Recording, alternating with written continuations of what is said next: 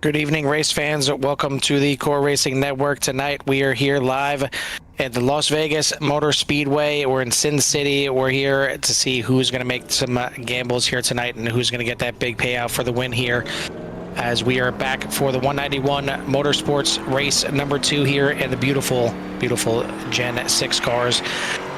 First race was a fun one, as usual for season kickoffs. And you definitely seen some drivers kind of getting their feet wet, and you also seen some of the maybe the guys to kind of watch out for the series. But it was a good fun one at Daytona for 100 laps. We're here now at Vegas for 125 under the lights, and this is just it's a beautiful track under the lights. It's one that is very, very high speed.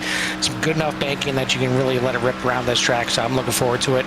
Corlin, we're joined in the booth by Jimmy Covert. Jimmy, we're here in Vegas. I like it. I mean, I know it's, could be considered one of those cookie cutter mile-and-a-half tri-ovals, but to me, of the mile-and-a-half tri-ovals, Kansas is great for sure, but I don't know, Vegas, just some reason about it just seems like it really rips. Yeah, I'm not sure why. Because like you said, they're in that same class, that mile-and-a-half. But yeah, you can get some major speed here around Vegas. I didn't get a chance to get out there and practice here tonight, setting up here for tonight's race. So just have right now we currently have 10 drivers with times in here. We'll make that 11 with Christian taking a pole. But yeah, it's going to be a fun one here. It's going to be the schedule said 110 laps, but I think the Iracing thing said 125. So I have a couple more extra laps than what I have on the schedule there, but that's okay. There's you need to gamble here at Vegas, and we're going to see what driver can go against the odds and win here tonight. Yeah, obviously the first race of the season, a lot of series start at Daytona. This one did as well, and it's one where you're just looking to survive, looking to make it towards the end of that race before you make that final push to get that win or get that good finishing position. Not really too concerned about tires. You take them kind of when you get a chance to, but tires really aren't a concern. Now you start getting into the meat of the schedule already. You got Vegas this week, Charlotte, and Dover to round out the month of June, and it's definitely tracks starting here tonight that you're gonna have to worry about tires here a little bit. It doesn't chew them up too bad, but I mean, you could search around for a line that kind of works out best for you. It's not just going to be a bottom feeder line or a top feeder line. It could be bottom, middle, top, a little bit of both. I mean, it's plenty of options out here at Vegas, and it usually puts on a pretty good race. We got driver of the number 21 Wade Enyart in here. He is one of the sponsors for the series this season with Kim's Cups and more. And Wade, we get you up here in the booth right now. First off, we'll talk about the sponsorship here, and you're on board here with Kim's Cups and more. So why don't you give us a little kind of idea and rundown of what you guys provide over there? You bet. That's my wife that does that, and she started a little business in 2018 as a little side thing, making custom tumblers.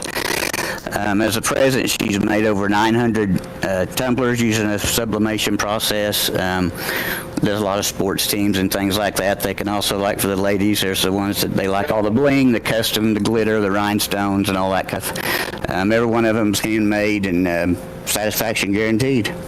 And we just thought it would be a good idea to some of the stuff on here. And if you win a championship or something, you ought to have something to look at and remember it by. Yeah, and I mean, I've seen some of the trophies, and it looks like it's a pretty cool deal. I mean, it's obviously nice when when there's any kind of partnership with somebody that is involved with trophies or plaques or anything like that, and it looks like the items that the champions are going to get this season are pretty cool. That's right. We just try to do our part and pitch in, and and at the end of the day, that's what we're all here for, is to time and take home something to remember it by if you win something. Well, we are here in race number 2. Last week he came home and you bring home a top 10. Tonight we got 13 drivers out there. Vegas certainly a little bit different than your start at Daytona. So what are you looking for out here tonight? What do you think your chances are?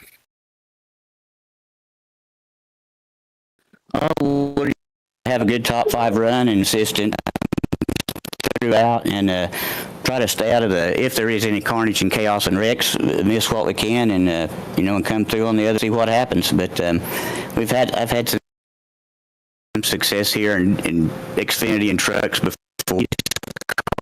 Cars drive a little bit different, so we'll roll the dice in Vegas and see what we come up with. All right, buddy. Well, wish you luck out there. Before we let you go and get back in the car, who do you want to give a shout out to or thanks to?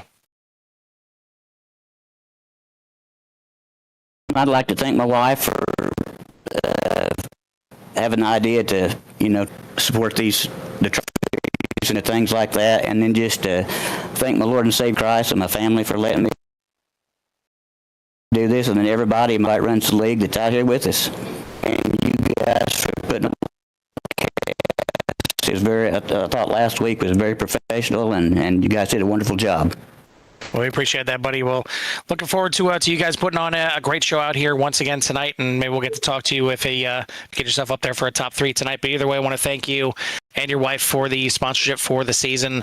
Kim's Cups and more, certainly go check them out. Wade, we'll wish you luck out there, and we'll see if you can come home with that top 5. All right, man, we're going green next time. All right, man, flat up on the inside row. That is driver of the 21, Wade Enyer, and again, check out Kim's Cups and more if you want any kind of tumblers or cups or anything like that. But it sounds like she's going to be involved in a little bit more. If there's anything else you're looking for, if you're another race league out there looking for custom trophies, could be a situation to get involved in as well. But we got 13 cars ready to take the green flag here tonight. We'll give you a quick rundown of the starting order. It is going to be Jason Chrisman on the pole in the 98, Zayden Bierman in second, Justin Spengler, Michael Casey in row number 2. Row number 3 is going to be Matthew Jordan and Mike Hardy. Row number 4 is going to be Douglas Ivey and Bradley Worley. Row number 5 is going to be Wade Enyer and Timothy Ivey. Paul Helms, Dale Garner Jr., and Foster Yates going to round out your 13-car field here tonight. 125 laps on tap. Pace car lights are out. We're going to get this thing rip-roaring here out of turn number 4 as the pace car is going to make that left-hand turn. It's going to be in control by Barney, and we'll get this thing underway.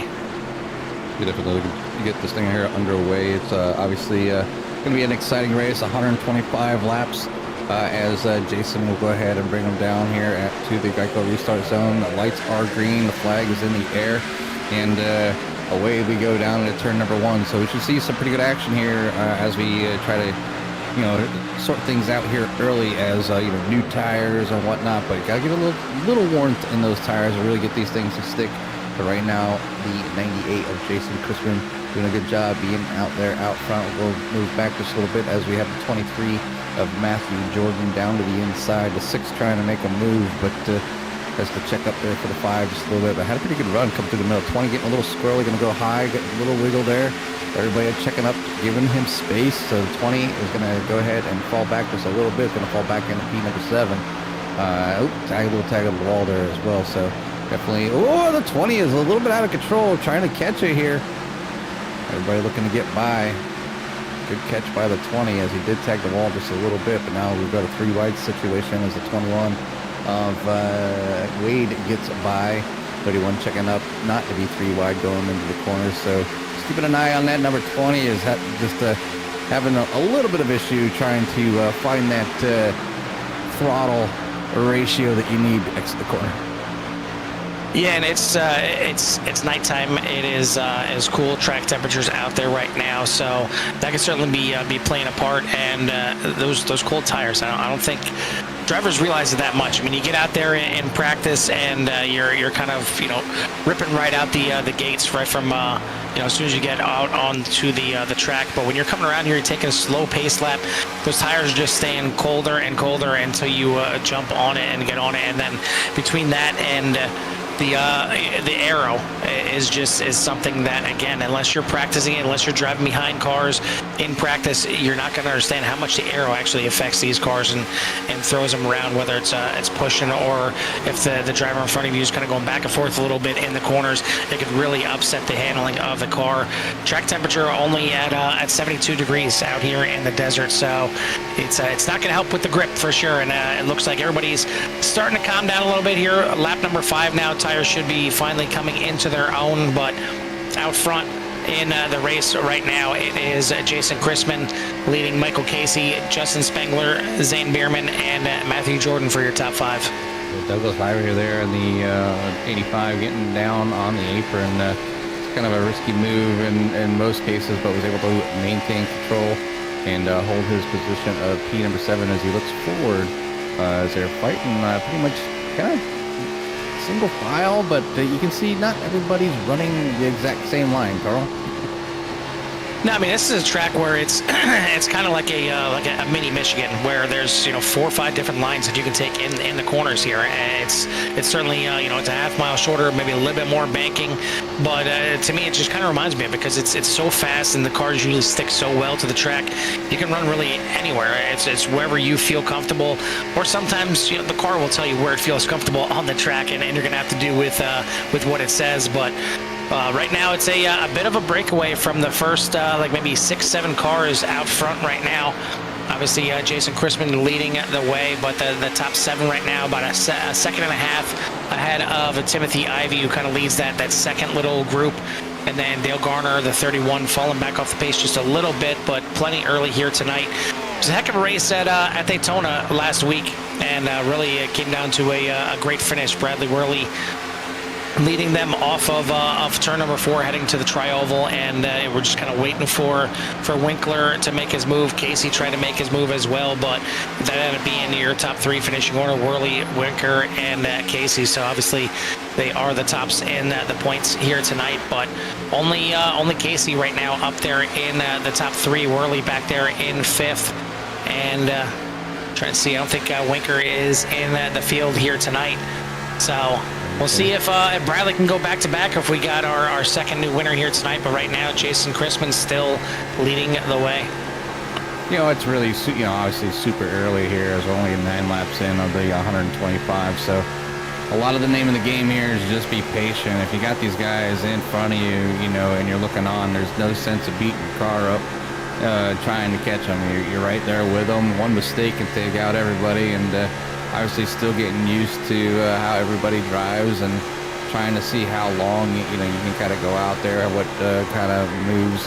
If you're in the spot like where Matthew Jordan's at, he's able to observe the 6 people in front of him and go ahead and kind of, all right, this guy's bobbling all over the place, this guy's having troubles in turn 2, or whatever it may be. It's just like you can kind of just take mental notes of these 6 drivers that are in front of you. That's your competition if you're trying to get to the front. I mean, if you're struggling yourself, it might get a little harder. You can see some people going down below that white line apron, trying to make things work. And sometimes that lower line works. That one always scares me, is when they get down there, and sometimes they're just so far down there, you never get the left call that somebody's down there and end up colliding when you're coming up or when they're coming down. So.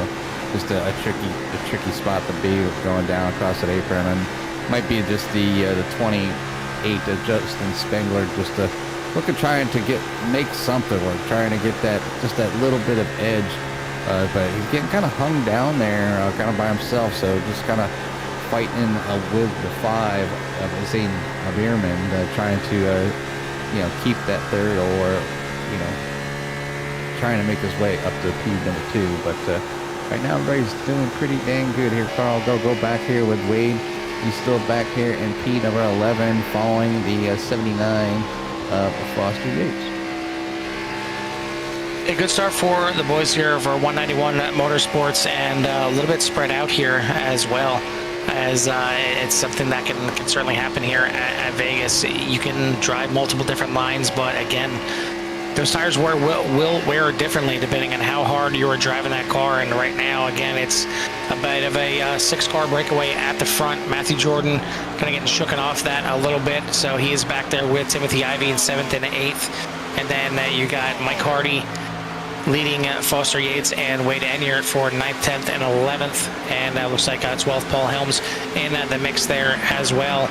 Dale Garner back off the pace there a little bit, about 2.4 seconds back from the 12th position there of Helms. But all in all, it's been a good race, good run here. No real challenge yet for the 98, but we could be seeing the first little peak here as Casey to the inside off of turn number 4, still side by side. Is still going to be the 96 at the line, but maybe starting to get a little bit racy here as we start lap number 15. And, you know, you talk about, I talked about, you know, everybody needs to be patient. And I guess you can only be patient so long. I mean, if you're racing, you want to win. So obviously you want to try to get your vehicle out to the front and maybe be able to pull away. I think the draft is going to kind of hold some of these drivers together a little more than others. But right now, wasn't able to complete that move. 98 still holds on. 5 looking to go around on the outside and maybe take away P number 2 from the 6 of Michael Casey. Yeah, it looks like the inside line, typical on these tracks like this that have multiple lanes, and especially one that the outside lane works so well. The inside line gets a good run entering the corner, and then the outside line kind of prevails at the end. So passing could be at a premium here tonight, and you got to get it done when you can. It looks like the 5 is going to make the pass off of turn number 4 and move himself into second place of 85 now. Maybe trying to take a peek as Douglas Ivey gets the door shut from Mike Casey, and Casey going to dive down to the inside on the 5 here once again. But I think that outside line just getting too good of a run right now, and I wonder if you almost kind of have to try and force the effort here a little bit to move around the outside of someone. You see the 85 now going up there, but the 5 into the wall a little bit. Good save there. The 85 jumps down to the bottom to avoid it, so it's going to cost the 5 at least one position, maybe 2. But no one able to best Jason Chrisman just yet. Had the pole, has led all 17 laps so far on lap number 18. We will have a scheduled comp caution later in the race, but we'll see if we do end up needing that. It's going to be around lap 75, but I think we're going to have at least one pit stop before then. We'll see how this thing shakes out, and we'll see how the comp caution comes into play as well. We had one scheduled for Daytona, but the actual caution came out in the meantime, so kind of wasn't even really necessary to have it. So we'll see how it plays out here tonight, because it's nice and green here in Vegas, and having some green in Vegas is not necessarily a bad thing.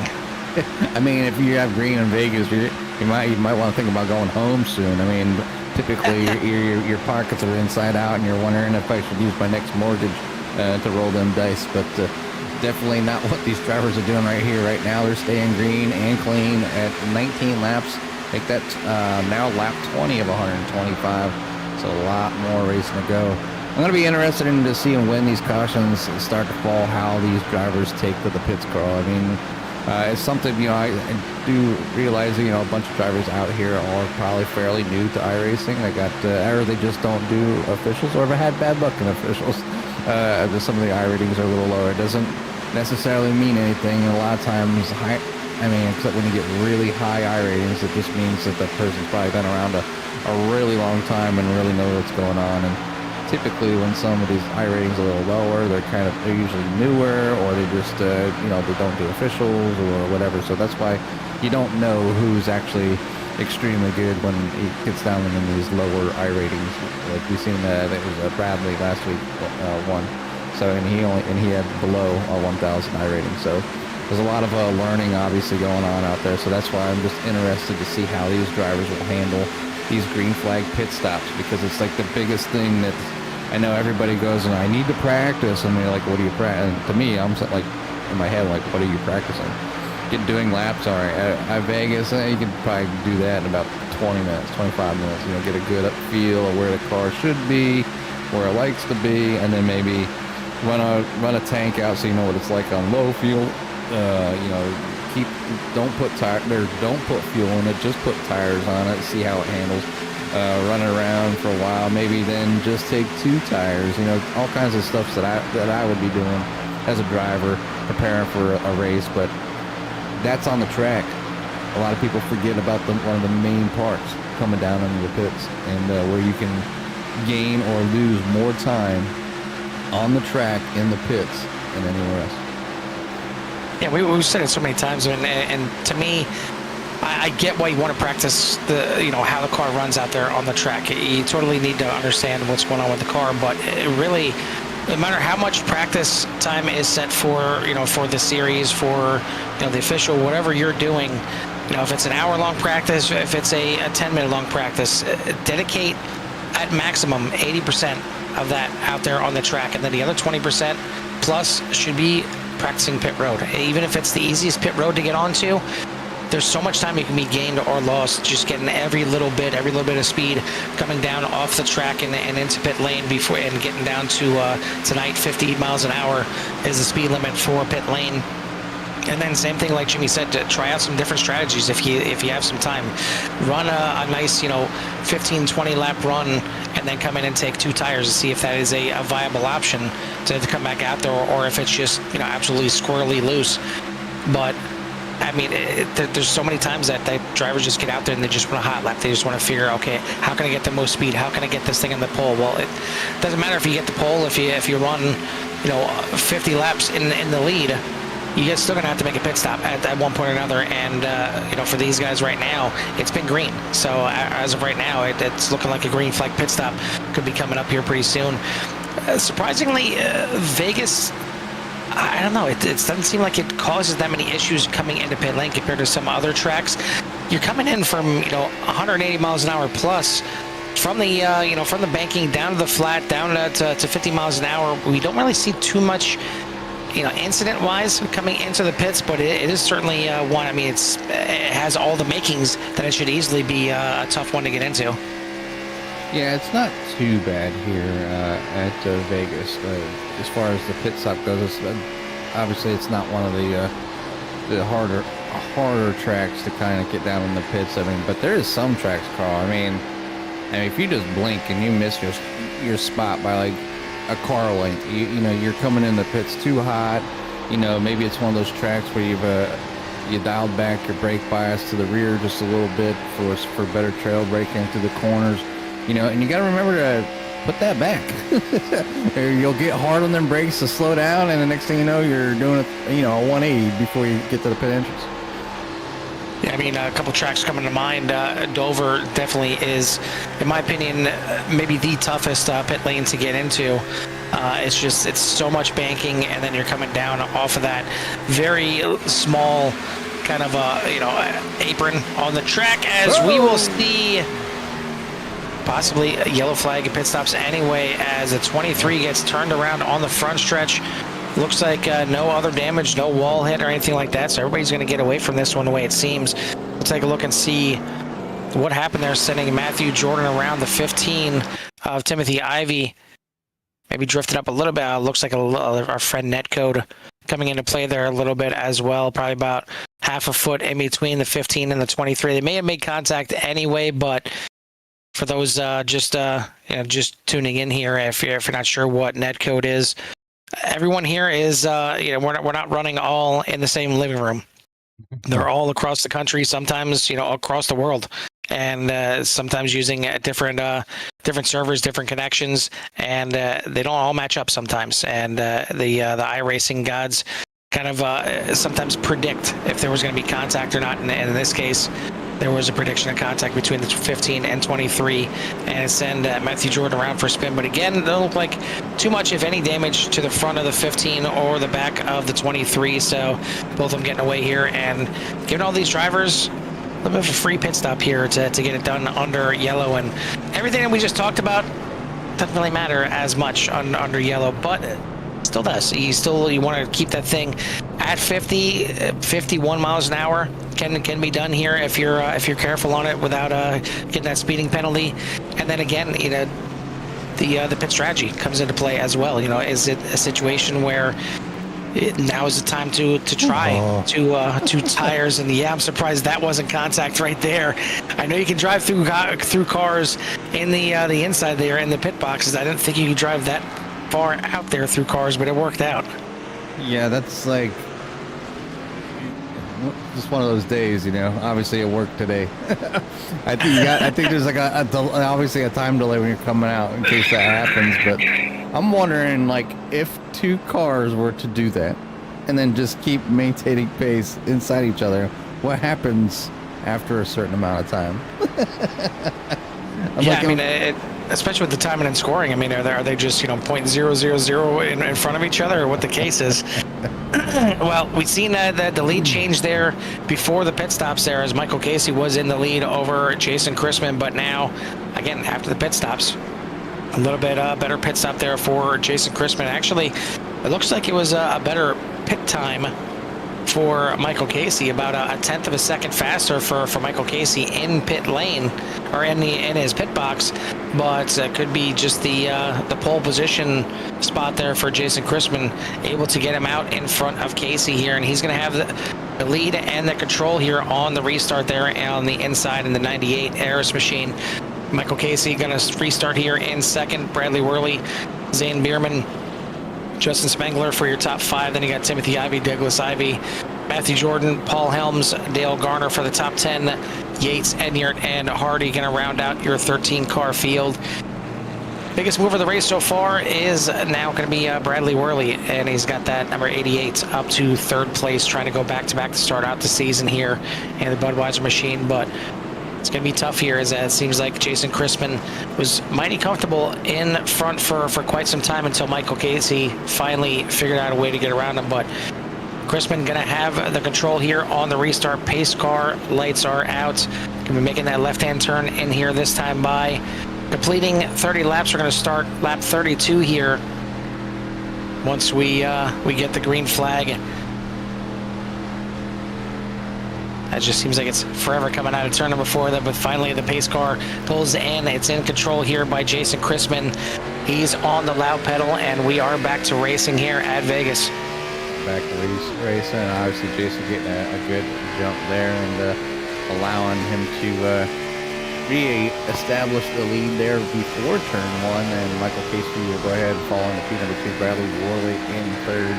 Over the back here with Zane Bierman. He is battling right there with the 15 just off your left side with the number 15 of Timothy Ivey. So Timothy Ivey and Douglas Ivey were running together during practice, and we're putting in some really fast laps. So yeah, I would watch out for the 85 and 15, especially if they can close the gap between one another and hook up like they did during practice.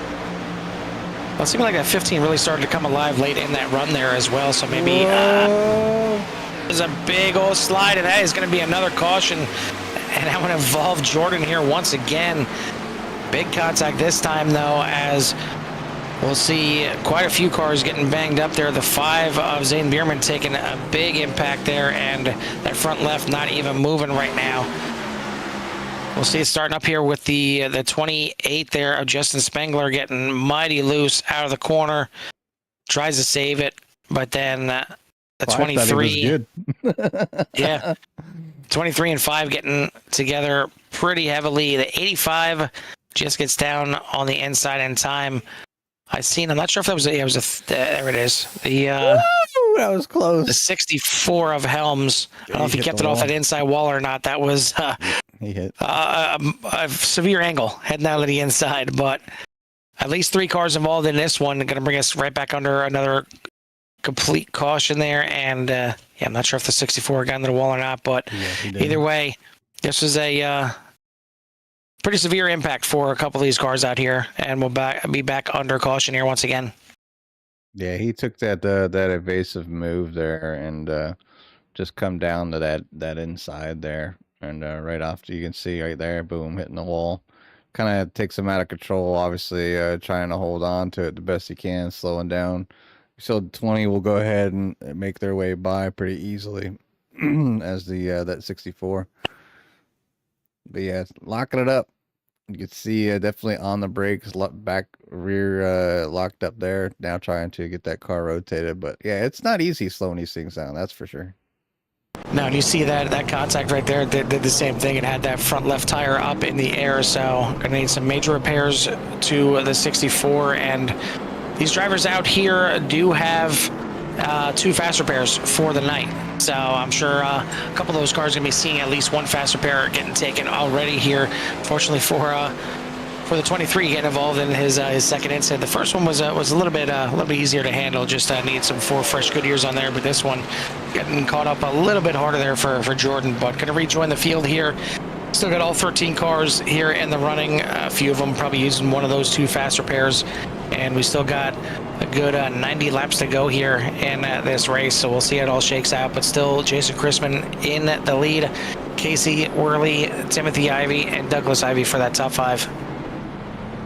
Yeah, obviously, just gotta be careful. Obviously, with these restarts, you know, we always joke around that cautions breed cautions, and it's because you group everybody back together, and it's everybody's opportunity to maybe get a position very quickly. And sometimes you can't get that car to stick, or with these cars obviously being one of the legacy cars now, netcode, you know, I think is a little heavier with some of the unsupported cars, so it might be what's kind of going on here with some of that contact, but usually the drivers love them, and that's why they're out here, and obviously enjoying themselves out here. We've got 13 drivers right now: Jason Chrisman, Michael Casey, Bradley Worley, Timothy Ivey, Douglas Ivey for your top 5, to Dale Garner, Foster Yates, Wade Enier, Zane Bierman, and Matthew Jordan for your top 10, and Paul Helms, Mike Hardy, and Justin Speckman. I want to thank everyone out there for tuning in here tonight. If you haven't done so yet, hit that like and subscribe. Get you in touch with everything that CRN has to offer. We got the racing here tonight for 191 Motorsports. Tomorrow night we will have a new series here to CRN, and that's going to be the Hold Your Brakes Academy, as they will start their season off. Then I believe they're starting at Homestead tomorrow night. Tuesday, we'll have the season finale for the Core Xfinity Series. Thursday will be the season finale for the Core GT Series as well. So a lot of racing action here coming up this week, but we're going to get this thing back to green here at Vegas. Chrisman back on the loud pedal here, as we are now under 90 laps to go, but that's still a plenty long way to go. Good restart from the front here. Chrisman's going to take the lead here again, once again into turn number 1. Casey Worley and Timothy Ivey following. Yeah, so just to give a shout out to the viewers out there, obviously, see Jenny, Casey, Justin Matlock, Twisted Gaming, Michael Miller, Foster Gates Jr., and Crazy RZR out there. So just like to say thank you for all stopping by. Support your favorite drivers, obviously. If you don't see your driver in a little while, let us know there in the chat, and I will definitely try to get some TV time so you can see where they're at. And also a shout there by Levi. Yeah, it's going to be a good one here tonight, as we're on lap 38 of 125. Michael Casey is currently in the lead as we by Jason there. We'll go back up there, see how they're doing. Now Jason there battling with the 88 of Bradley Wallace. Yeah, good battle here as Michael Casey taking the lead here, and now Chrisman falling back here, but maybe he's kind of doing a little homework after that first run. He led most of the way, and he's seen the late run kind of fall away a little bit when it comes to the handling of the car, and that's why he lost the lead. Gonna fight his way back to second place here, maybe just kind of experiment with some different lines. That's one thing that's nice about these longer races like this. Just because you tested it out and you ran, 20, 30, 50 laps in practice, and okay, well, the bottom line is where I want to be. That's where the car feels good. You get out here in the race, and it's going to be completely different. It may still be the correct line, it may be the line that you want to run, but the track is going to be different. It's going to be worn in a little bit more. It's going to be a little bit cooler temperatures because the nightfall has officially set in. There's going to be other cars on the track, making handling feel different. So, kind of use that first half of the race to just explore around a little bit and see what kind of different lines you can handle, which ones you feel that is going to benefit you the most on the long run when it comes to saving the tires as well, because being fast in those first 5 laps doesn't mean you're going to be fast in those last 20 laps of the run. Yeah, also just watching these cars here just a little bit, and I think they're bottoming out just a little bit in a few of the corners. You can see some of the sparks are flying. So that could, sometimes play a bigger deal in the handling of the car more than you would think. Obviously, it's not just for show, but you definitely notice it here at night as they're going around. But Douglas Ively falling back to P number 7. He's let Zane Bierman go by, and 31 Dale Garner, which was riding around in the back there earlier. But the 31 Busch Light Machine has found his way up towards the front here after that last caution, now battling with the number 5 of Zane Bierman. I thank our sponsors here for the series here once again. Obviously, we talked to Wade in here before the race with his wife being involved with and being the founder there for Kim's Cups and more. But also want to send a shout out to Richard Hartman, who is not in attendance here tonight. So hopefully we'll see him next week as this one, his scheduled pre-race interview is going to be, as he is the other sponsor here for the series with One Vision EMS and Transports. So thank you to the sponsors out there for the series that help 191 Motorsports get under here. But we are going to be under another caution, and this one looks like it involves the 15. You see him turn backwards in the outside wall. I'm going to go ahead and we'll slow that down here. Looks like a 15 maybe came up, thought he was clear in front of Jace Crispin, and not the case, as both of them getting involved here to the early running, maybe favorites, as you could possibly say. Obviously, Crispin looked good all race long, and the 15 seemed like he certainly had some pace out there as well, but both of them getting involved in this one. Some pretty good damage to the front of that 15. Not sure how much the 80 or the 98 got. I was going to say. But this is going to bring us under another caution here pretty quickly. You see the extensive damage in that front right for the AC Delco machine. Looks like the 98 getting away pretty cleanly here. Maybe scraped up a little bit, especially the back end there, the back right maybe bumped in a little bit. But either way, all things considered, I think he got away pretty cleanly there. But we may see the 15 have to use one of his fast repairs here early, as we're under caution number 3 here on lap number 45.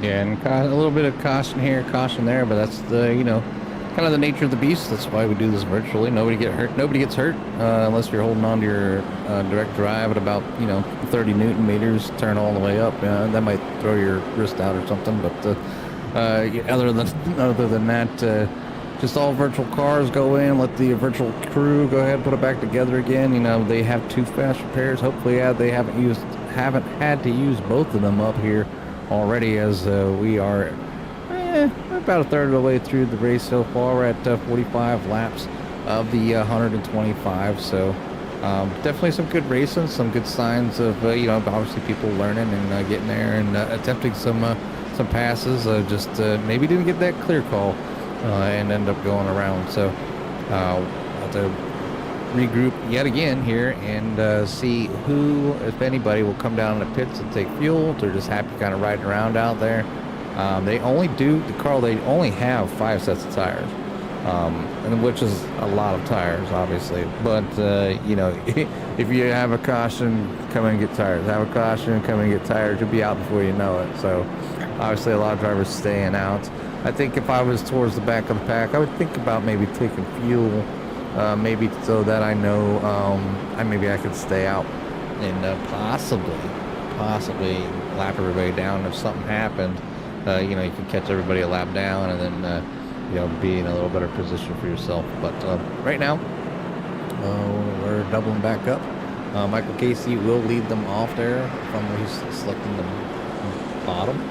Bradley Worley will be on the outside in the 88. Then you have Zane Bierman and Dale Garner Jr. for number 2. They were going to try and pull Wade in here there for a quick interview, but nobody taking to the pits. So it's going to be a quick restart here, and Pacer lights are going to be right back out here. We're going to get this thing back underway, and still got, if I can do some quick math here, still got 79 laps to go once we take the green flag here. So plenty of racing yet to go. Michael Casey is going to be leading the way. Bradley Worley, last week's winner, is going to be restarting in second. That's the highest we've seen, the 88 so far. I haven't seen him take the lead yet, but Dale Garner started in 12th position, right back at the back of the field, and he is up 8 spots up here into 4th, and he's seen him in the early running, kind of back off the field in that 31, off the back of the pack. Maybe he was just back there kind of saving his equipment, and he's now got the 31 up there in 4th, so we'll see how this thing plays out. Pace car is in. It's in control here for the 6th to get this thing restarted here in the Geico restart zone. And we are back to racing here at Las Vegas Motor Speedway. And quick they go by, you know, only 13 cars out there, and you know, you blink and they're gone. So we'll just run through some of the cameras here, catch just some different views of them out here as they work their way around the track. There's one over the fence here. Then down the back stretch, down to turn number 3. Some digger out of 4.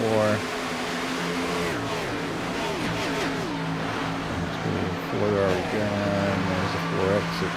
So yeah, definitely just that quick 30 seconds to get around this track here tonight. Right now in the 98, using going down below that white line under the 31. So trying to make things work here. Getting back up there. And you mentioned real close there as we're going to go 3 wide here for second. The 5 and the 88 real close together. The 28 shoots to the bottom as Spengler looking for second place to try and get 2 for 1 here. The 5 drifting up a little bit. 88 given as much room as possible, but he was kind of tucked up against the wall there.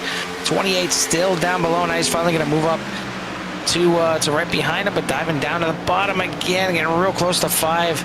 Comes down, slams the door, and you see that 28 get a little upset there. That is the arrow right there. That is all the arrow working against that 28, getting really upset there mid-corner. Somehow they survived those couple laps here as we keep going. And Jimmy, you mentioned earlier about restarts. Everybody grouped there together. You see how tough it is to actually get it passed out and completed here. I mean, unless you have a big tire offset or, you know, something is giving you a big advantage out there, it's not easy to get those passes done. And that's why it's so kind of critical for some of these drivers to want to pass 2, 3, 4 cars when these restarts happen, because everybody is on top of each other. Instead of you trying to run down a guy that's a half a second in front of you and the next car is another half a second up and so on and so forth, you got, you know, 4 or 5 cars within a second of you. And, you know, if you make one good turn or one good move, it can net you 2 or 3 passes. And it's nice when it works out, and it's great when it happens. But that's why a lot of times cautions can breed cautions. Yeah, it's just everybody's competitive side and trying to get things done and trying to get, you know, things done early and hopefully be able to stay in front of their competitors. It's not super easy to pass somebody all the time. On ovals, you're talking hundreds and tenths and, you know, a lap.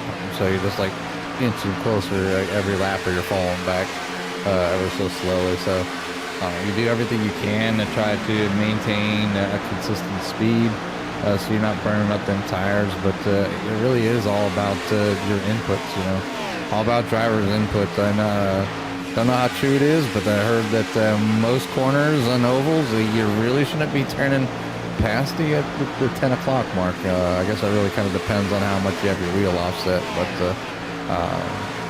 that's what I've been told. So if you're kind of overdriving the front tires, you warm them up to burn them down faster than needed. Obviously, there's probably times where you got to turn up past that 10 o'clock mark, but that's about as far as you really should have to go. And most ovals, if you're doing it correctly, and you can see some of the drivers right now trying to find that spot. One of them here with Justin Spengler, because it looks like he's got to run. We've still got some 3 wide action going on right here.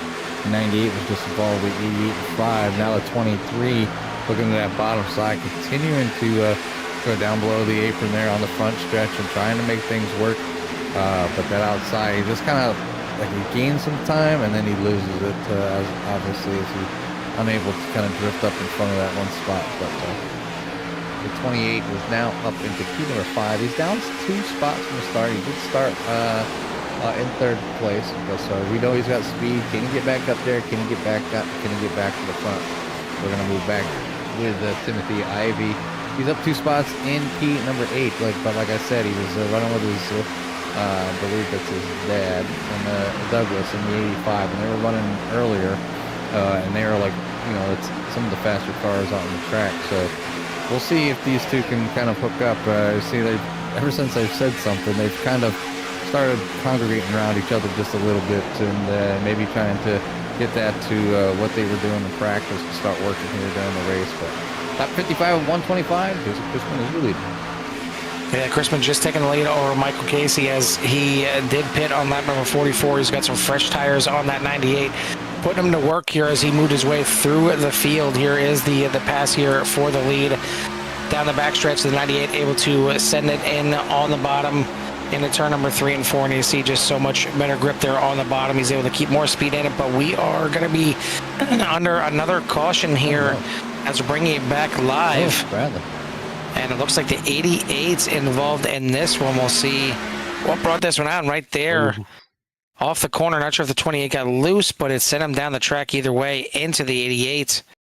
Take it back here one more time and take a look. And could just be the 88 kind of coming up off the corner, the 28 coming down. The meet in the middle, maybe a little bit of neck code involved there again as well. But the 88 sent down to the inside, and heavy impact there to the inside wall. All things considered, it doesn't look like it did that much damage to the left side of that car, but certainly going to take some repairs. Probably a fast repair as well, as it sent him into a bit of a spin cycle down the backstretch. Yeah, I was gonna say, it's surprising that Iracing called a yellow flag as he was off the racetrack, and I almost forgot that we have our race steward down there keeping everybody in line, so calling the shots and doing a good job here. Is obviously an incident involved, and probably right around when they'd have comp caution. I don't know if they'll have one now, considering we're about at that halfway mark, and you know, if things start going green here, he might just decide to let things go. Looks like we've got a few tickers to pit lane here. Garner, Helms, Yates, and obviously Worley coming into pit lane. And not sure, looks like Worley maybe not taking the fast repair there. So he's going to keep it in there for a while, and maybe not necessarily a bad idea. I mean, if you can get this thing repaired 100% without using a fast repair, and you only go down one lap, I mean, we've seen a few cautions here in the first half of this race, so the chance of him getting that lucky dog to get back onto the lead lap is probably going to be a chance that can be had. So we'll see if that pays off here for Worley, but still in there and still plenty of damage to get fixed on that 88. Crispin, Casey, Spengler, Bierman, and Jordan are your top 5, and good to see Jordan back up there in the top 5 as he was involved in the first couple incidents here tonight, but he's got that 23 now back up into his starting position of 5th place. Douglas Ivy, Timothy Ivy, Anyert, Hardy, and Helms are going to be your top 10 here for the restart. Pace car lights should be out this time by. And we'll get this thing back underway, getting close to that halfway point here tonight. Been a little bit of a, I don't want to say caution fest in the first half, because I don't think it really was that. Just some hard racing, and a lot of times, you know, we've seen those cautions kind of breeding cautions because everybody is just on top of each other. Again, we've seen a good green flag run to start this thing out. It stretched out the field before we had that first caution, kind of getting close to the pit window. So we'll see if we can get one more green flag run here to set this thing off, and maybe, just maybe, see a green flag pit stop before this thing is over. But it's going to be Jason Chrisman here once again at the front, controlling this restart. Yeah, they're just getting out of the exit there too, as they're going to head down the backstretch, and everything's been pretty good there. Just give a shout out to J-Dub, as he's looks like enjoyed there on YouTube, says he's going to plan on joining sometime soon, so it'd be good to see you out here on the track with the rest of these drivers, as they seem to be having a pretty good time here at Las Vegas tonight. 59 laps, or excuse me, 58 laps in the books, working on lap 59. We'll cross the line this time by for the start of lap number 60.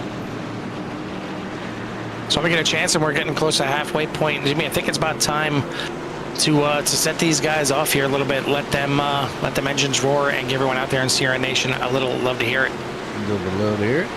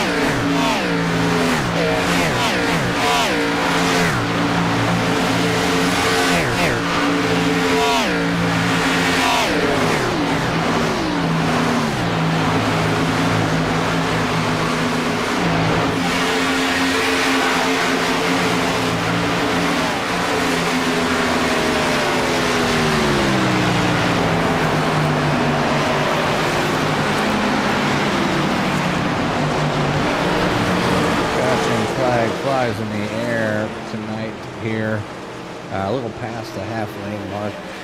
Don't see anything on the screen of anything happening or any slow skills up on the track, so it has to be our comp caution here as we cross the line for lap 75. So still 50 laps remaining, still quite a bit of time here out here. Nice little race. They were on a good green flag run, so now it's just decision time as Dale Garner Jr. was out front in the 31, the Busch Light machine with them newer tires, and was making some good ground pulling away, so it kind of erased.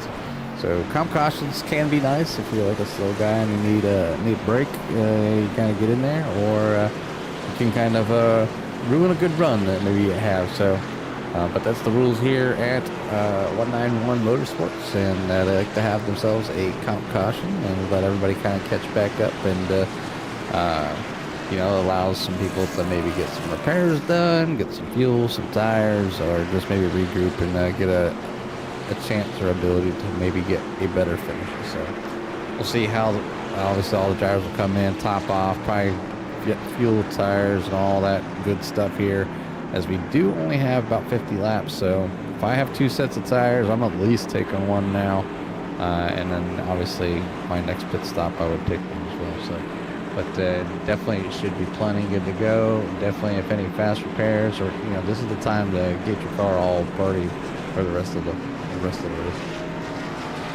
Yeah, I would expect that we're going to see at least one more pit stop before this thing is over, barring any kind of cautions or anything like that. That'll make it more than one pit stop, but I don't think these guys are going to be able to make it about 50 laps on a tank of fuel to all the way to the end. 31, it looks like he is going to get in and out and be your leader. The 94, or sorry, the 64. Looks like deciding to just get a splash and go. He is going to come out there in second place, and then we're going to have plenty of fresh tires following them as Jason Chrisman on down, all taking a set of tires here for this restart. So as good as the 31 was and looked under the love to hear it there, running his way up through the field, he may be running the opposite way now. He may be running in quicksand right now because all these other drivers got some fresh tires on there, and they're about 30 laps newer than his. So 31 could be under fire here very quickly, and I would think the 64 as well. And this is where, you know, it can sometimes create a bit of a bunch up here in the front of the pack when you get a couple cars that, you know, either stayed out or decided to go on some different tire strategy. It's just the guys with 4 tires, you gotta exercise caution. You gotta exercise, you know, some understanding of what is going on in front of you. You have the fresher tires.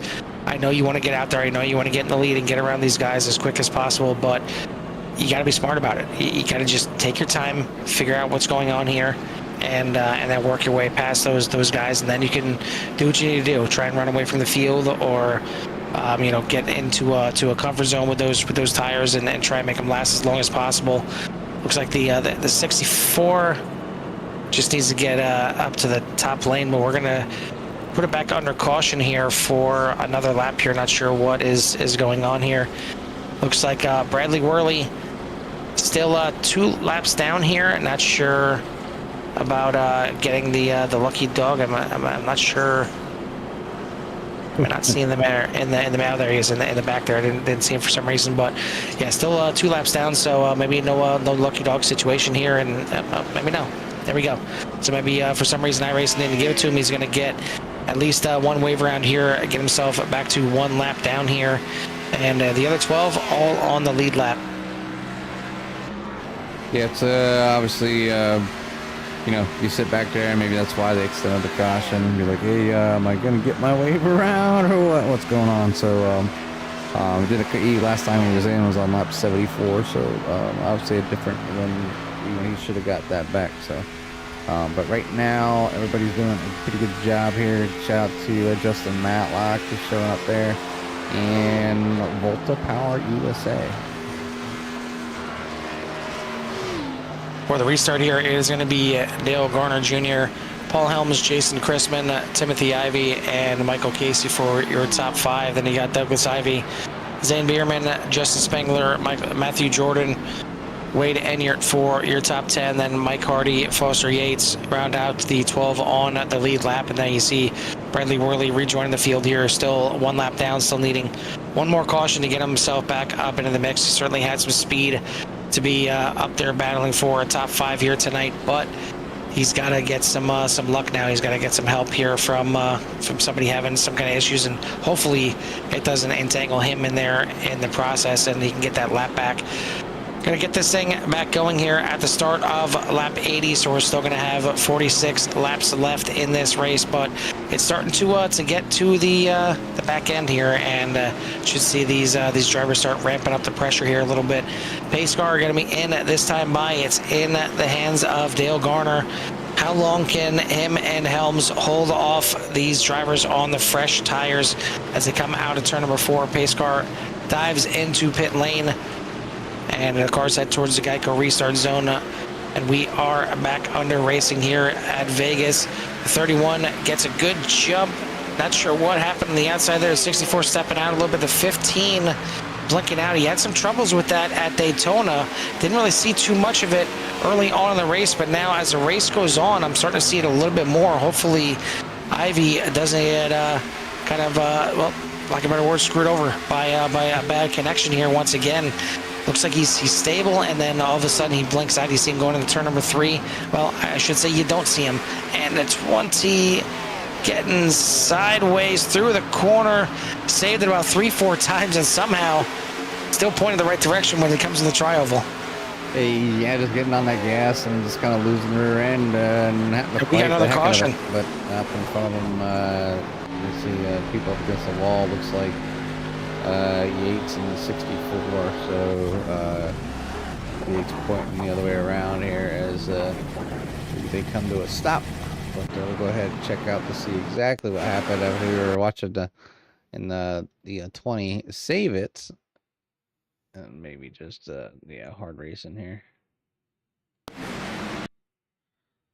Situation where not understanding the length of the car, and the 79 thought he was clear in front of the 64. Not the case here, and they'll both ride the wall through turns 1 and 2.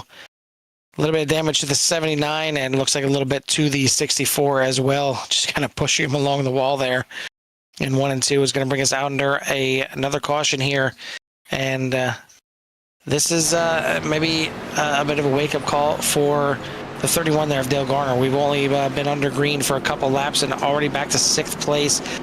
But then again, I'm not sure what he's got tire-wise in pit lane. Hopefully the 15 right there can get cleaned up. Definitely blinking more and more as the race goes on here. And you don't want that to cause any kind of issues. You don't want him to blink out and all of a sudden, he comes back in right alongside another car, or inside another car, causing an incident. He certainly had plenty of speed out here tonight. Don't want it to get ruined by anything bad like that, as a 28 just tags the back of the 88 there. Not sure if what was going on there, but 88 wasn't involved in that one. Should be able to get his other lap back here. We'll see if he gets the wave around, and looks like maybe now he will indeed get the lucky dog. And we'll have 12 cars once again back on the lead lap, because it looks like Foster Yates ended up bringing it down and parking it. Could be the end of the night for him.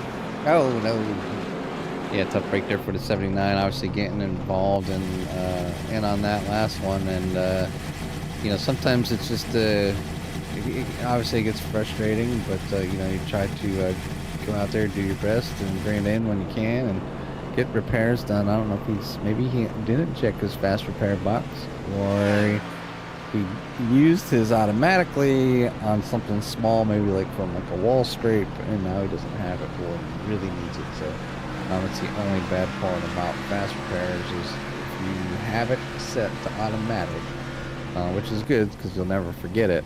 But if you could accidentally use it when you think you shouldn't have had to. So it's definitely something. Well, he towed back. He towed back to pit lane after the incident. He came down the track, and then it looked like he stopped and towed. So not sure. Maybe that was the case, and he realized he didn't have a fast repair, and they just decided to tow it from there and just call it a night. But we'll see if we'll see the 79 back out there. Already a few laps down, 3 laps down as of right now. We're going to double them back up here It is now down to 41 laps. Once we get this green flag, it is Jason Christman once again back out front. Once again, Michael Casey up there in second. Matthew Jordan, Bierman, and Timothy Ivey for your top 5. Then Garner, Spengler, Englert, and Douglas Ivey, Mike Hardy rounding out your top 10. Worley back on the lead lap in 11th. We'll see what he can do with that 88 if he can start now. Making his way back up through the field for position this time, as looks like Helms in the pits here as well. Not sure if he's going to make it back out in time to catch the field. Still getting some repairs done in there, and looks like now he is moving, but definitely not going to make it back to the field in time. Could be there's a thunder situation. He'll maybe catch the field at full throttle here, but either way, it's going to be in control here by Chrisman off of turn number 4 as they will head towards the Geico restart zone one more time.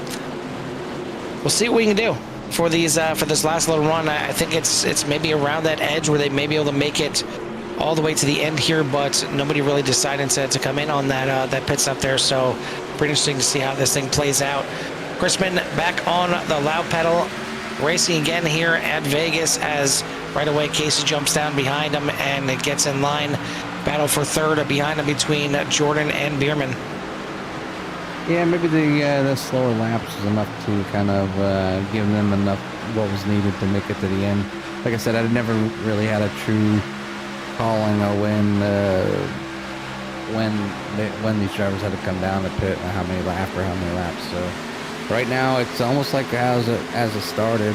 And go ahead and look up here. There's a few drivers that have moved around. Timothy Ivey being one of them. I talked about him earlier with Douglas Ivey being some of the two faster cars during practice for finding themselves. Timothy Ivey in 4th, up 6 spots, and Douglas back in 8th. But right now it's Mike Casey taking the lead from the 98 over Jason Christman is out there on that outside, and the 23 of Matthew Jordan has made his way back to the front here after being wrapped up into a few incidents earlier on. Casey looking to make amends for not getting the pass done early enough at Daytona last week. Ended up coming home in 3rd place. Certainly a respectable finish, and anytime you can just finish a race at Daytona is respectable as a 98. I should figure out the wall there a little bit. Definitely got a little bobble, but keeps it off of the 23. And we keep it green here as Michael Casey leads the way back to the line to start lap number 88. And the laps are starting to tick down here, Jimmy. It's starting to get to that go time. Yeah, go time's just around the corner. Obviously, right now it's kind of like I need to survive. I need to make it there. Do I have a fast repair? Do I have tires still on the bank? Like, you know, what are my options if something were to happen right now? Because it's starting to heat up. Obviously, the 6 out front, Michael Casey currently out front over Jason Christman. Zay Bierman back there in P number 3. Matthew Jordan sitting in a close 4th with in 5th Timothy Ivey, and then back is your next little group. So definitely a good run up here up front for the top 5, and then running so close together. And you pretty much have the same thing back here, starting with Mike Hardy. Looks like the 79 is back out there in the track, and it'll be the first lap car they come across here pretty soon. The 88 trying to work his way back up through the field is now up into 8th position right now, as man, the 20 has definitely had some excursions here tonight, but Hardy once again saves it. Tires a little bit dirty after going through the grass. They're still working it through turns 1 and 2, and is going to be able to collect it as the 88 going to make a couple passes there, move himself up into 6th, and now set his sights on that top 5. But man, that 20 has had quite a few brown pants moments here tonight, and somehow he's still cooking. He's still got some speed as he runs up on the back of the 88 here, trying to follow him up to that top 5. Yeah, that if his favorite color isn't brown, maybe he should change that Chevrolet to brown in color. Definitely, like you said, has found himself in some sticky predicaments, or pretty, ones that would be close or just would not make most drivers comfortable. that there was one of those times where looks like he was like full throttle and was down through the grass on the apron, and I could just see it going south pretty quick, but was able to kind of hold on to that. So good on the number 20 for making that pass on the 88. Just a little more unconventional than I'm used to seeing. Mike Casey is out front though, over Jason Christman and Matthew Gordon. Yeah, maybe UPS might be a good sponsor there for Mike Hardy. There you go. Because certainly Brown is doing well for him here tonight. But you see now the 88 having some connection issues there, as well as maybe Vegas just not being nice to these drivers out here tonight. But it's being nice to everyone out there in the viewing audience, putting on a great race right now as the top 5 under a blanket here, and only looks like about a little over half a second separating at the top 5. As we are getting close to that 100 lap mark. We still got a good 32 laps to go here at the line. So plenty of racing yet. It's going to be close. They should be able to make it on fuel, but we haven't seen a full-on green flag run and green flag pit stops yet, so not sure how far they can stretch it out here, if they can make it all the way to the end. Good to see that the 15's connections cleared up. Looks like the 88 now maybe cleared up as well, and gonna need it. Gonna need everything to be working correctly and everything pointing the right way here towards the end. It looks like maybe a 3-car battle. No, those side by side right behind the 88 here, as Enier to the inside here of Spengler. Looked like the 85 there of Douglas Ivey was trying to poke his nose there 3 wide. As looks like he's starting to get a little racy here, and it's funny when you start at Daytona, we talk about go time kind of being maybe 5 laps to go, maybe for some 2 laps to go. Here, when it comes to a track like Vegas, it's it's not necessarily go time here yet with 30 laps to go, but you definitely want to start getting into that position. You want to be up there close to that top 5. You want to feel like you're up there in the battle and ready to go for when it pops off, because by 10 to go, you got to figure out how to get to the lead and then try and secure it, because it is very fast here. It clicks away very quick. Like Jimmy said, about 30-second 30-second lap times here, so it goes by very quick. Casey still in the lead, but you see Chrisman starting to wind it up here a little bit and maybe trying to get himself back up to the lead. But that 15 searching for the top spot. We've seen him making some charges later in the runs, and it's starting to maybe a little bit later in this run here, about 20 laps since the last pit stop for these drivers now, and that 15 starting to come alive. Yeah, 15, you just, like I said, you just set the watch them. I know during practice they were fast, so it's kind of like, it's kind of weird seeing them starting back so far in the field. Probably just pushing it a little too hard during qualifying. But you know what, Carl, some people can really qualify. Like, that's what it's like if they got a niche, they can qualify anywhere, any track, and they're always fast then. But when it comes down to a race, obviously it takes a little more of an endurance and pace and patience and a little bit of luck to make things happen here. But 98 getting a little bit of luck as he makes it by the 6 on the outside. 15 looking to mimic that of the 98s and hopefully get himself around as well. But right now sitting in P03 is Timothy Ivey. Your leader is Jason Chrisman, Michael Casey in second. Back to the field, Matthew Jordan, Zane Bierman, Justin Spangler, Mike Hardy, Douglas Ivey, Wade Enier, Bradley Worley, Dale Garner Jr., Paul Helms, and Foster Yates, 2 laps down. And not surprised that the 98 of Chrisman went to the outside to make that pass. It seems like that is the faster line here tonight. It's where he was able to hold off some drivers making the charges early, as once again, we look back here, and again, a battle between the 20 of Hardy and the 88 of Worley. So Worley goes to the inside. They have shifted back here in the running here, as they are now battling it back here for 9th and 10th. Didn't see anything in particular bring out a caution. It looks like Helms going to bring the 64 in here. Not sure if this is a scheduled pit stop or not. But the 79 is starting to get reeled in here by these leaders. It is the 98, the 15, and the 6 now as Timothy Ivey moves himself into second. Big dive into turn number 1. Side by side for the lead. Maybe a little bumping and brushing there as the 15 had to get out of it. Almost collected the 6 in the process. The 98 stayed in it and stays in the lead. That was very close. And can you tell it's starting to get ramped up here a little bit with 25 laps to go? 25 to go, and yeah, obviously the drivers coming alive here, trying to get things done, get out front, but that's 25 laps that you have to lead instead of maybe chasing down leading number 98, Jason Crispin, as it's been that number 98 all race, right from the pole, falling back here and there, but now finds himself in good contention to win here tonight. Timothy Ivey up and down most of the evening, some internet connections. It looks like all that's kind of ironed out. Currently sitting in P2, fighting with Mike Casey for that second position. And back here with number 5, Zane Beardman started in P number 2.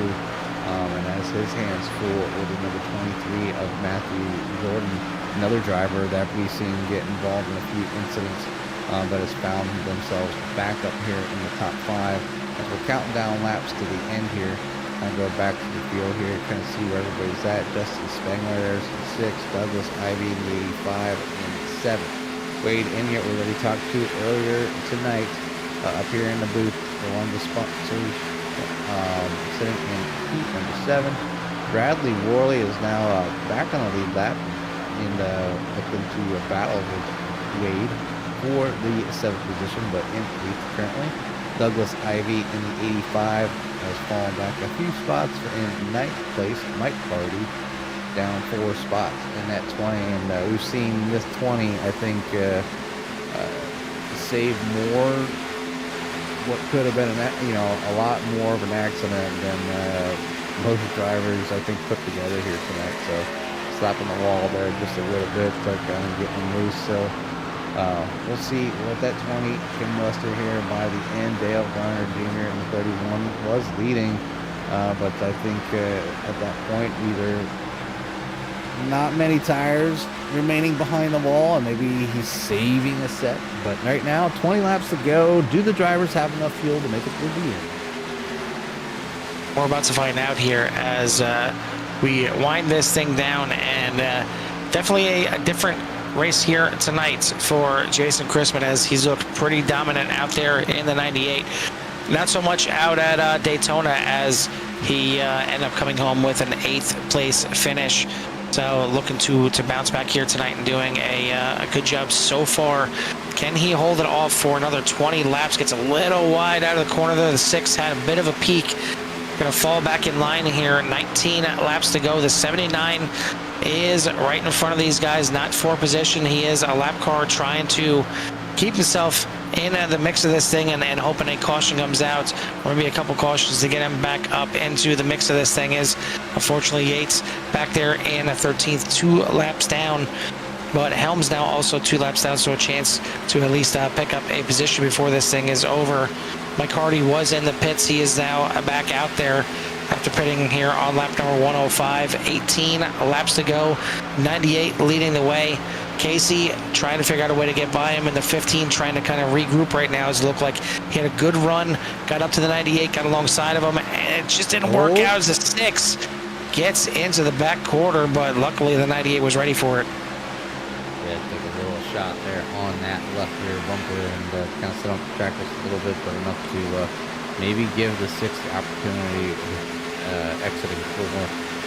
Now heading down to the start-finish line in the inside, so maybe got the preferred line at the moment. Can he hold on to it? We'll find out here as they exit turn number 2, head down the back plate, and you get the run on that outside, and it just has so much power. It's going to just go ahead and pull away. So nothing the 6 can do on that run.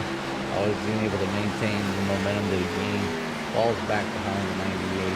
The 98, the 6 come up on the 79 of Foster Yates in the Sunoco machine. And now the 6, they practice. Take another look. Want to make that pass work this time. Well, the pass may not have been fully completed for the 6, but the 6 did lead that lap. So maybe it's a situation where he's just going to hang back and kind of make that move and get that side draft and get that run at the right time to at least clip the 98 at the line. Maybe that's what he's looking at doing right now. It's going to be 15 laps to go at the line.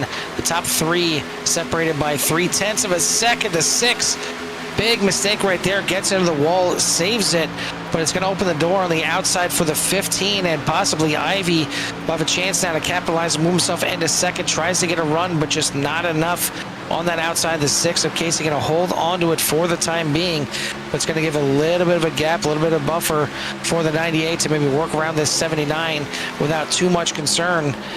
Back a little further in the pack, Bierman holding off Jordan right now for the 4th spot here in the race. So top 3 kind of separated themselves by about 2.5 seconds, and then 4th and 5th separated themselves by about 1.5 seconds, as Spengler kind of in his own right now, as he's got 1.5 in front of him, actually 2 seconds in front of him. No, I was right. 1.5 in front of him, 2 seconds behind him. Back to Worley here, who is moving himself back up into 7th, working around Enyart, who is right behind him in 8th. Then Douglas Ivy and Dale Garner rounding out your top 10 here tonight. But we are now down to 13 laps left in the race here at Vegas. Since we had the caution there, the comp caution at 75, it's maybe calmed these drivers down a little bit. Well, maybe not. We've seen some roughhousing a little bit. The 6 certainly not afraid to use that chrome bumper. We've seen it already. We'll see what happens now as he catches the 98 here once again. Yeah, he has to catch the 98 and make his way around here. And obviously, if he heats up his tires, it's going to be a difficult maneuver here with 13 laps to go. So probably just biding his time. Still has plenty of time. About 6 minutes still left in the car as these drivers are out here. We're going 12 laps ago now. But the 98 and 6 and the 15 on people. And separated by 3 seconds now, as they are the class of the field right now at this point in the race. 6 looks to the bottom here once again in 3 and 4. Not going to be enough to get to the inside of the 98. Peak there for a second to the outside. I think that could be the undoing of the 98, is if he lets that outside line open, especially into 1 and 2. It definitely seems to be the preferred faster line to try and make a pass. But right now the 98 still holding on. He's going to have the line down at the backstretch. Will the 6 go to the inside again? Looks like he's just going to stay in line for now. 15 just maybe back there biding his time, maybe letting those tires cool off a little bit for one last run. 10 laps to go at the line. Yeah, the 15 and they're in the catbird seat. Obviously, he finds himself in it, and if he wants to make a move, he needs to make a move before the 6. Does get down at the inside right there, but not able to hold that line. But this is going to hold up the 6, and it's going to pull them, let the 98 run away just a little bit. That's what the 98 wants. He wants the 6 and the 15 to battle it out, as it is pretty difficult to pass here, especially if the driver in front of you is holding a really good line that's both fast and defensive. It's not even a situation where you can go in there on the bottom and pull an asphalt slide job. It's just not enough of a run to even get fully ahead on that inside. You see the 15 kind of using a bit of a higher entry, and then ducks it down low off the corner to get a good run through and off the corner. And you see him making a run now down the backstretch. Decides not to send it in and make a move just yet. Still got 9 laps to go. It's going to be 8 now here as they come across the line. Still the 98 at Crispin showing the way. The 15 brushes the wall a little bit.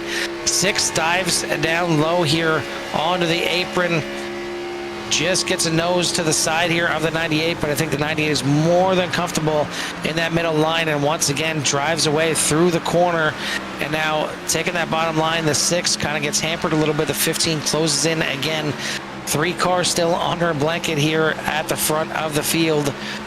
And this is the race we've kind of been waiting for. It's taken about 120 laps to fully develop, but we've got 3 cars battling out for the lead, kind of like we did at Daytona, but it's definitely different than Daytona. They're at a good clip here away from the rest of the field. Don't have to worry about anybody else getting into the mix as of right now, unless we get some kind of mistake, some kind of caution.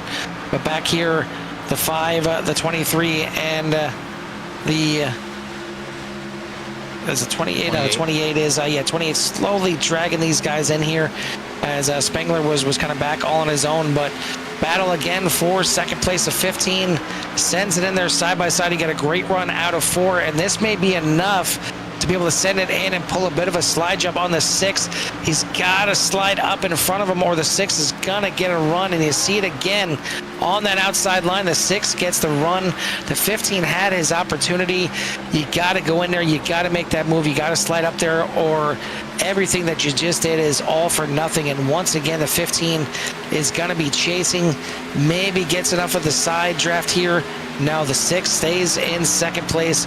Great little buffer there for the 98 now for at least a couple laps, but man, that was an opportunity right there missed for the 15. Yeah, he pretty much had it completed, and obviously being a little timid to come up, and those moves are their commitments. So you're gonna make it. Like if you mess up, but some of these drivers might not understand the length of the car yet, or maybe don't trust their virtual spotter.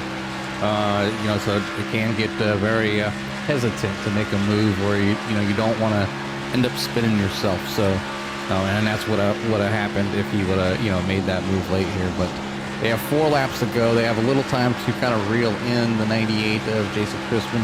Obviously, is Jason kind of trying to save a little bit of tires so he can defend, or is he all out right now and these drivers are just that much faster? We will find out when it comes down to the end. We got 4 laps to go. Jason Crispin in the lead with Michael Casey following, and Timothy Ivey right there with them. Zane Bierman, Matthew Jordan, Justin Spengler, Bradley Worley, Wade Inyard, Douglas Ivey, and Dale Garner. Your top 10 drivers all on the lead lap. Then you have Mike Hardy, Paul Helms, and Foster Yates to round up your 13-car field here tonight at Vegas. Down the back stretch as the 6 closes in here once again, and why not have a little bit of development in here? The 31 involved in an incident on the front stretch, and you see it right here. Not sure what happened. Got squirrely off of turn number 4. Tried to save it. It gets a little bit into the grass and a lot of it into the outside wall.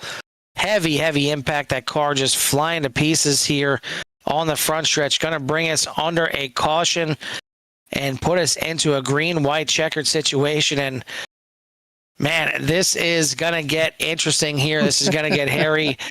What do you do here? I mean, we've seen passing be such at a premium here. Do you dare come into the pits, even if you have a set of tires in the pits?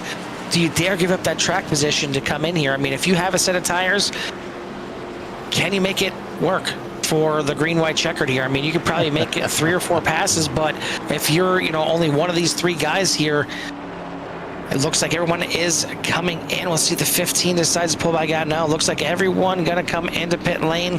Nope.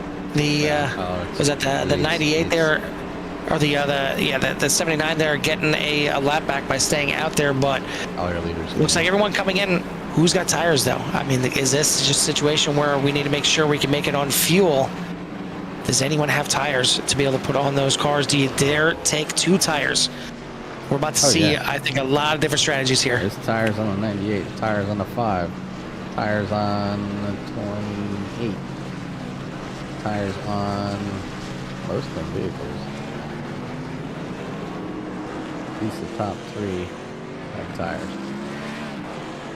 Zane Bierman electing to either take 2 tires or no tires here, as the 5 is going to be your new race leader. But he's got some fresh tires behind him, and they are going to be looking to take advantage of it right away. And in fact, he's got fresh tires right alongside of him with Jason Crispin. Question is, can Crispin get a good enough launch on the restart here to be able to get around the 5 and keep Casey behind him? We're going to have everybody bunched up on top of each other now. Who is going to get this thing done with the green-white checkered?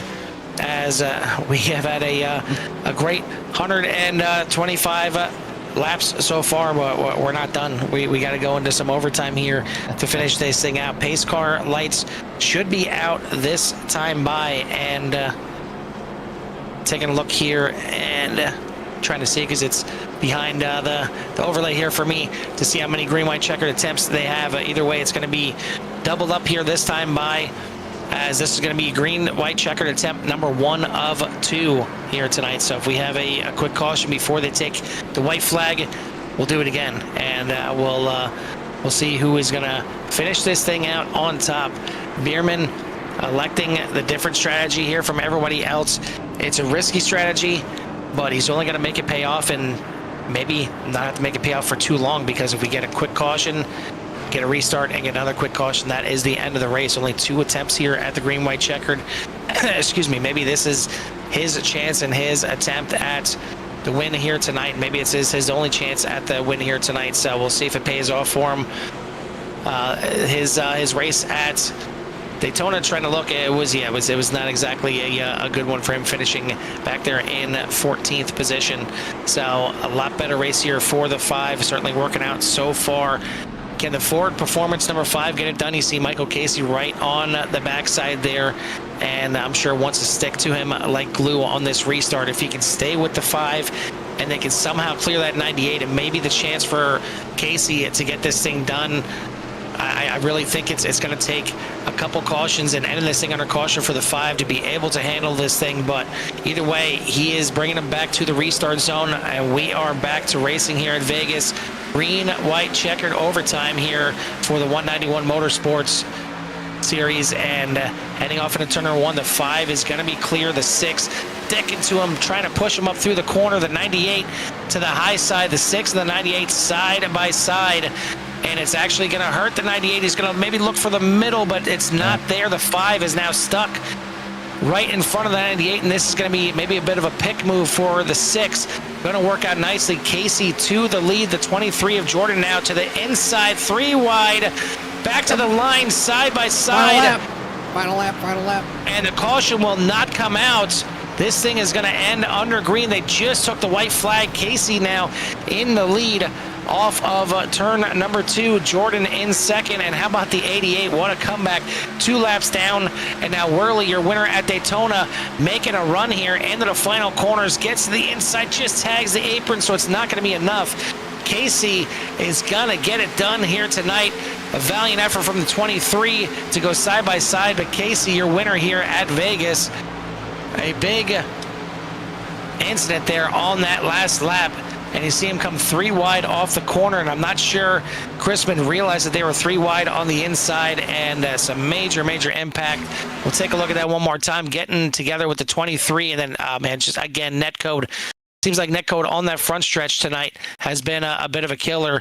It was definitely contact between the 23 and 98, but when the 98 came up there was about a foot in between him and the 5 before they made contact, and you see the carnage that ensued afterwards as 98 not able to get out of that one, and neither was the 5, and quite a few others getting called up into that one as well. The 88 just squeaks by. You see the 15 getting involved there as well, and going to end the night for a couple of these drivers. You see the 20 coming in there late, and hard impact with the 98. But Michael Casey going to be able to celebrate this one, and this was a hard-fought win for the 6 for sure. Yeah, 6 up and down all night, obviously in the front most of the evening, trying to make things work. And obviously it was unfortunate for some of these cars getting turned around late, but that's what happens with the green flags and, or green flag checkers, or whatever you want to call them, restarts, and you just have to make the line. They were able to make the line before any caution was thrown, so kind of give the 6 the go-ahead to kind of keep on going. But the 23 of Matthew Jordan and the 88 of Bradley Worley were able to take advantage of not getting involved, making a bye, and finishing in and on the podium here tonight. So your biggest mover of the night is actually the number 88 Bradley Worley there, finishing in 3rd. We'll talk to those top 3 here shortly, but we'll go ahead and display how the drivers finished here tonight. Michael Casey is your winner over Matthew Jordan and Bradley Worley. Douglas Ivey, Justin Spengler for your top 5, and then Wade Inyart that we talked to earlier today, finishing in 6th, so good running. He said he had a top 5 car just out of that. Jason Chrisman finishing in 7th, Timothy Ivey in 8th, Zane Bierman in 9th, Paul Helms in 10th, Mike Hardy, Foster Yates, Dale Garner Jr. for your 13 car field here tonight at Vegas. run there and a great finish at the end. I think it was going to be a great finish regardless if we got the green white checker or not, but it certainly threw all kinds of things into play, out of play when we had the green white checkered there and coming to the white, just crossing the line and get that white flag, or we may have had a caution to send this thing off, and it could have got really interesting between Casey and Jordan, because it looked like Jordan maybe had a bit of a car under him for the end of that thing, and maybe had a chance to run down that 6, but not to be the case. It is going to be Casey, Jordan, and Worley getting their well-deserved interviews here tonight. Before we get to that, I want to thank our sponsors here once again, Kim's Cups and More. And I mean, I can't say enough how much sponsors mean to any series and whatever they do. But certainly check out everything that Kim's Cups and More has. If you want to get any kind of custom tumblers, that definitely on tap there. If you're another league owner or series runner here that is looking for trophies, looks like that may be in the cards there as well. I want to also thank Richard Hartman and One Vision EMS and Transports for their sponsorship as well. Thank all the fans out there. Hit that like and subscribe and get you in touch with everything that CRN has to offer. But let's go ahead and get down to our interviews here tonight. Third place tonight is going to be the first man that we interview here tonight. He was the last man that we interviewed last week, getting the win at Daytona. But Brad, it probably felt like a bit of a Daytona race for you out here tonight. You looked like you had a fast car. You made your way up through the field after starting in 8th. And then all of a sudden, you get into the wreck and you're 2 laps down. But that didn't stop you. Yeah, it was pretty stressful. I ended up getting caught up in that wreck early and then ended up 2 laps down. And I didn't think I was going to come back from it, honestly. You came out was there. A fun race. It looked like you guys were getting caution after caution. All of a sudden, you go 2 laps down, then all of a sudden, it looks like it's going green. Yeah, I was nervous there for a minute. I was like, well, I'm going to end up 2 laps down. But there was a couple times we were 3 wide, and I was like, oh, man, I'm going to get junked again. So I got to ask you, for the 2 laps down, was it a situation where you decided not to take the fast repair? Was it a situation where you wanted to take the fast repair and you forgot to have it checked? What was it that you stayed in there to get that thing repaired? Oh, I was junked. I had to tow. Oh, okay. Yep. Well, that'll do it too. That was the third option. The car was pretty banged up. Well, either way, it looks pretty damn good right now, and it looks really good coming in there and getting yourself a podium here tonight. I'm sure for about 30, 40 laps here at least, it wasn't look like you were going to get a top 5, let alone a top 10, but you come away with a podium. So at the end of the night, it's got to feel kind of like a win. Oh, absolutely. It was awesome. All right, buddy. Well, congrats on the podium here tonight. Back-to-back podiums here after getting the win at Daytona to start the season. So before we let you go, who do you want to give a shout out to or thanks to? Well, I'd like to thank you guys again for doing the broadcast for us, and all the guys at 191 and my friends and family that are watching. All right, buddy. Well, congrats again on yet another podium. We'll see if you can go back to back at Charlotte next week, but take some time to celebrate this one, and we'll see you next week at Charlotte. All righty. That is your third place finisher here tonight, the 88 of Douglas Worley. Second place here tonight, kind of had a bit of an up and down run for himself as well, the 23 of Matthew Jordan. Hey, Matthew, Jimmy, Hey. and Carl up in the booth. How are you? Man, I'm excited, dude. That was crazy. That was a crazy ending. Yeah, it's definitely not only a crazy ending, but a pretty crazy race for that number 23. Found yourself in the top, then in the back, and then involved in a few incidents. Kind of almost looked like maybe the hopes of a top 5 were starting to dwindle, but things kind of finished out the way they did. Got yourself here P2, even almost had the opportunity to get a run there for first. But first of all, want to say congratulations, and then give you some time to kind of tell us about how your race was for that whole 125 laps.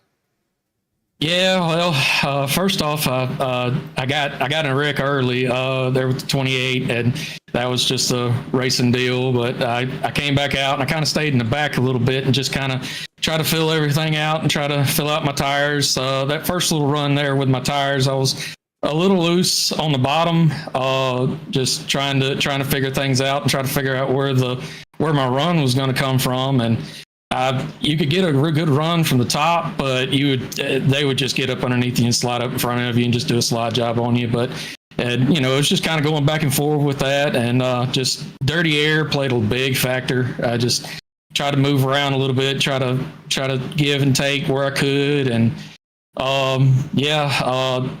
tires. I feel like tires were really wearing out really bad on me. And there at the end, that caution that came out there at the end, that was a saving grace for me. I came in, got 4 tires, started to get 2, and then thought against it. I said, nah, that's not going to work. But I came back out and just tried to run my race however it was going to be. And I guess we got 3 wide with the 5 and the 98 beside me, and I guess I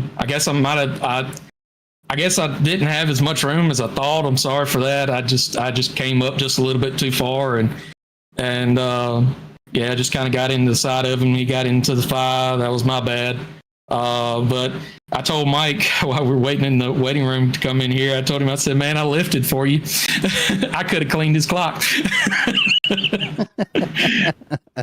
Yeah, definitely an interesting race. The end, ending, obviously, you try to, in the heat of the moment, try to do the right thing and try to give enough room. And sometimes it's hard, even with some of the equipment that we got. I know I have triples, so even it's hard sometimes to really find out what's happening in that right rear end of your car. So it's definitely a challenge here for all the drivers out there. But either way, you come out not victorious, but the runner-up here.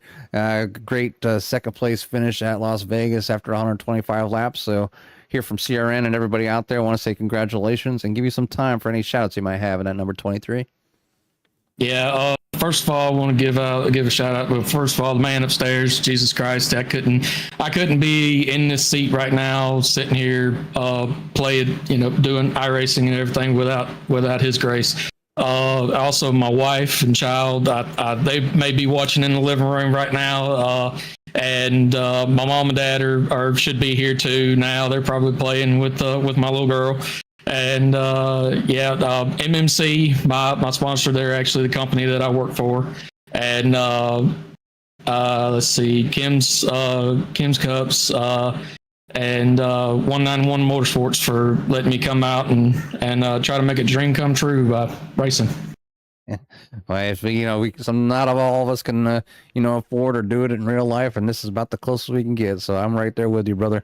So again, congratulations, and let you go celebrate with that loving friends and family that you got there at the home. All right, thank you, man. Thank you so much. Yes, sir. That is your second place finisher here tonight, the 23 of Matthew Jordan. Top spot here tonight is going to go to the man behind 191 race Motorsports, and that is the 6 of Mike Casey. Mike, you had a heck of a run here tonight, and coming down to the final few laps, well, even before that, the last about 20 laps or so, 3-car battle between you, the 98, and the 15, and it seemed like nobody wanted to give any kind of inch out there. So I guess first talk to me, how was that run leading up to that last caution? Oh man, that was some good racing. Everybody was definitely had the elbows up tonight getting after it, and then about dumped my mellow yellow over when that last caution came out, because I was like, I'm pretty content with taking a P2, because it was a few laps before that I accidentally got into the wall on the exit of 4, and I actually got a little bit of damage, so I was having a hard time. I could stay sucked up to the cars, but I had a hard time getting any momentum around them with that damage. So when that caution came out, there was mellow yellow flying everywhere. So. Well, it looked like that damage may have cost you. You may have lost that opportunity to even keep second place. The 15 got a run on you, and probably could have cleared you. But once he didn't, you kind of got back up on it, and you ran down the 98 and thought you were going to have an opportunity one more time, but it could have been the same situation as Daytona last week. You may be coming up just a little bit short. So the caution kind of helped you out there at the end. Yeah, I think so. Yeah, I mean, in the main scheme of things, I think if we wouldn't have had that caution and I just went ahead and burned a fast repair at the end, I don't think I would have had anything for the 98. He was pretty quick, and then I think I might have chewed my tires up. It was kind of crazy. I felt like tires were getting chewed up pretty good tonight, which is being at night with the track temps a little cooler, I didn't think we would get that, but the tires are actually getting chewed up pretty good tonight. So, but yeah, that caution definitely helped me in the main scheme of things for sure. So you restart right behind the 5. The 5 obviously out there with I don't even know if he had 2 tires. It looks like Benny had no tires on the pit stop there. So what was the thought there on the restart? I mean, the 5 has the choice to choose the inside line. He's right in front of you. Was it just push him for all he's worth in turn number 1? Hopefully that both of you guys can clear the 98. Oh yeah, I knew for a fact that Zane was on 2 tires there, so I was like, "Oh brother, please do not miss a gear or spin the tires," because I was like, at this point, I am not lifting. So, yeah, I was glued to his back bumper going into turn 1. So, it was a good strategy call there to try to take 2 and get some track position. But I knew 4 tires was going to be the way to go, so I was definitely not lifting. That was crazy. Well, you come up a little bit short last week at Daytona, maybe not being able to make the pass at the right time. Well, here tonight, you made the pass at the right time. You got around the 98, you got around the 5, and you got yourself into victory lane. So congrats on the win here tonight. Before we let you go and get out of here, who do you want to give a shout out to or thanks to? Awesome. Yeah, we appreciate you all. We absolutely love going back and watching your all's broadcast. You all do an amazing job. So definitely a shout out to you all. A shout out to One Vision EMS and Transport, and then Kims and Cups and more. And then on a little bit of a sore note, I just want to give a shout out to my brother-in-law, Mike. He lost his cat today. He was only 2 years old. So this one goes out to Becca and Mike tonight. I want to dedicate that to them, and appreciate everybody watching out there. It was a heck of a race. Absolutely was, and it was definitely a fun ending there. We'll let you go celebrate. We'll see you next week at Charlotte. See if you can go back to back and keep this good run going. Awesome. Yeah, appreciate you guys. Yeah, definitely a shout out to those that lost as well. I mean, pets more often than not are like another child in the house, and it's never a fun moment when you have something happen to one of your pets. But it was a good run here tonight, and maybe a good send off there for Mike Casey to his brother-in-law. So congrats on the win here tonight. A good run for all 13 out here tonight, and everyone seemed to be up there. And like Mike said, they had their elbows out here tonight. Next week we head to Charlotte Motor Speedway as we get to enjoy another 125 laps under the lights. For Actually, I apologize. Next week is a week off, and then on the 22nd is when we head to Charlotte. Yeah, this is a little something going on next weekend. But yeah, after Father's Day, so Sunday the 22nd, we'll be back at Charlotte, and then Dover will end off the June schedule with Pocono, North Wilkesboro, Talladega, Rockingham, Bristol. I mean, just shot after shot after shot of just tough tracks. I mean, you start at Dover, tough 1 mile concrete track there.